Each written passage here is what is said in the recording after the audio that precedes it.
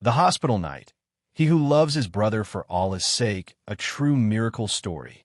It was a stormy night when Dr. Adil tried to save a stranger's brother. But he didn't know. It was his own soul that needed saving. One dua, one miracle, one brotherly love, and everything changed. He who loves his brother for Allah's sake will never be harmed. Watch the story that will melt your heart. It was 2:43 a.m. when the emergency ward lights flickered. Rain hammered against the hospital windows, and thunder cracked over the city like an unending heartbeat of the storm. Dr. Adil Khan rubbed his eyes, staring at the X-rays on the light board. His exhaustion was heavy, but not heavier than the case he was about to face. "Doctor," the nurse called softly, "the accident victim's brother is here. He insists on seeing you before the surgery." Adil sighed. "Let him in." Moments later, a young man entered, soaked in rain, eyes trembling with fear. He was in his early 30s, dressed in simple clothes. His name was Omar. "My brother." Omar's voice cracked. "They said he might not make it through the night." Adil looked at him with a calmness that came from years of dealing with life and death. "We'll do our best, but his condition is critical. A severe head injury, internal bleeding. I'll need to perform an emergency procedure." Omar's lips trembled. "Doctor, I trust you. I've been praying since I heard the news. Please do whatever you can." Adil nodded, but something about Omar's tone made him pause. It wasn't the usual desperate plea of a relative. It was something deeper, a quiet submission to fate, to Allah's will. And in that moment, Adil, a man who hadn't prayed in years, felt a flicker of something he couldn't name. The surgery lasted 5 hours. When it ended, the dawn call to Far echoed faintly through the rain. The team removed their gloves and masks. The patient was alive, but barely. His heart had stopped twice during the operation. Each time, Adil's hands had trembled, but Omar's voice outside the room had steadied him. He could still hear it echoing. "Ya Allah, if this is a test, I accept it. Just don't let my brother die angry with me." Adil walked out, weary but alive with emotion. "He's alive," he said. Omar's knees buckled. Tears rolled down his cheeks, mixing with the rain. "Alhamdulillah. Thank you, Allah. Thank you." Adil smiled faintly. "He's not out of danger yet, but I've seen worse cases. He's fighting." Omar took Adil's hand and held it tightly. "Doctor, I don't know how to thank you. You were the answer to my dua." For a moment, Adil didn't know how to respond. No one had ever said that to him before. "You were the answer to my dua." 3 days passed.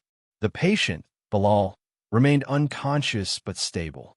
Adil found himself stopping by his room every morning, even after his shift ended. There was something magnetic about the quiet devotion of Omar. The way he sat by his brother's bed, reading Quran, whispering duas between sobs. On the 4th day, Omar noticed Adil standing silently at the doorway. "Doctor," he said softly, "you can come in. I was just reciting Surah Yasin." Adil hesitated. I don't understand Arabic. I wouldn't know what you're saying." Omar smiled gently. "You don't need to understand the words, doctor. The heart understands." Those words lingered. That night, Adil couldn't sleep. He sat in his office, staring at the Quran Omar had left for him. He didn't open it. Not yet. But his fingers traced the Arabic letters on the cover, feeling a strange warmth. A week later, Bilal's condition suddenly worsened. Machines beeped wildly. The monitor flashed red. Nurses rushed in. "Code blue," someone shouted. Adil sprinted down the corridor. His heart pounded as he grabbed the defibrillator. 1-2. Clear. Bilal's body jolted, then went still. Adil repeated, "Clear." Nothing. The line went flat. "Doctor," the nurse said quietly, "we've lost him." Adil froze. His vision blurred. "No, again." "Doctor." "Again." He shocked him once more, shouting from his soul, "Live, Bilal. Don't give up." The line flickered. Then a faint heartbeat returned. Adil exhaled, his hands trembling. "Subhanallah," he whispered without realizing it. The nurse looked at him, surprised. She had never heard him say that before. Later that night, Omar came running to the ICU when he heard the news. His tears flowed freely when he saw his brother breathing again. Adil stood quietly beside him. "Doctor," Omar said, when the heart stopped. Did you think it was over? Adil looked at him, shaken. Yes, but something, I don't know what, told me not to stop. Omar smiled through his tears. That's Allah. When you love someone for his sake, he protects both hearts. He paused, then added softly, he who loves his brother for Allah's sake will never be harmed. Hazrat Ali, R.A., said that. I believe it with all my heart. Something broke inside Adil. He excused himself and went to the hospital rooftop. The rain had stopped. The sky was opening into dawn. For the first time in years, he raised his hands.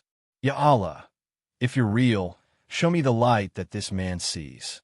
And for the first time, peace, pure, overwhelming peace, descended into his chest. The next morning, Adil went to see Omar and Bilal. Bilal had woken up, weak but conscious. When he saw Adil, he smiled faintly. You saved my life, doctor. Adil shook his head. No, your brother did, with his du'as. Omar smiled. And Allah did, with his mercy. Adil hesitated, then said quietly, Omar, can I ask you something? Of course. Ow, how do you live with such faith? Even when things fall apart, you never break. Omar looked at him with kind eyes. Because faith isn't about getting what you want, doctor. It's about knowing that whatever Allah gives, it's exactly what you need. Adil lowered his gaze. I understand now. That night, Adil went home and opened the Quran Omar had left him. He began to read the translation. When he reached the verse, indeed, with hardship comes ease, tears fell onto the page. He fell in his sujud.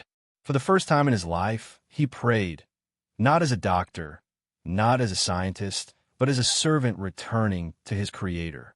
And in the silence of the night, he whispered, La ilaha illallah, Mohammedur Rasulullah. Months passed. Bilal recovered completely. Omar often visited the hospital, not as a worried brother anymore, but as a friend, a brother in faith. One evening, Adil stood beside Omar on the same rooftop where he had once cried for a sign. I took Shahada that night. Adil confessed softly. After you left the hospital, Omar's eyes filled with tears.